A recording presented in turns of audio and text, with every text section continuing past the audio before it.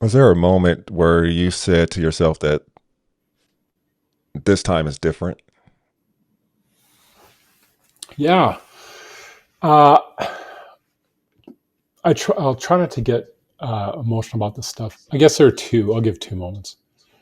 One was mental, one was physical. Although I guess everything's tied together. But every Sunday morning, I go to McDonald's. I buy a truly obnoxious amount of food, and I would get a couple. I'd get four sandwiches typically, and like a orange juice, and it's probably a 3,000 calorie breakfast. And I would do it every Sunday for years, even after I started a GLP-1. Once I'd been on a GLP-1 for like maybe 6 weeks, I was driving to McDonald's like I did on every Sunday morning. And on the way, I just stopped and I asked myself, like, what are you doing? Like, why are you doing this? You don't really want this. This is pure habit for you. You're not even hungry. And I pulled into a parking lot and I had a little conversation with myself, like we sometimes do. And I turned around and I went home and I've not been back to McDonald's since. And that was over 2 years and 3 months ago. And I had never done anything like that before. I had never stopped myself midway to eating like that.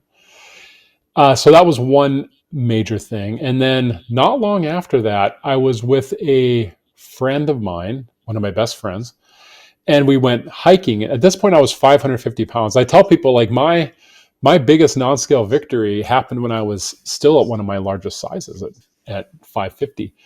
And we went walking up this hill, and it's one of the taller points in Minnesota, which isn't saying much because Minnesota is really flat. But we went walking up there, and it's like a 3/4 of a mile one way.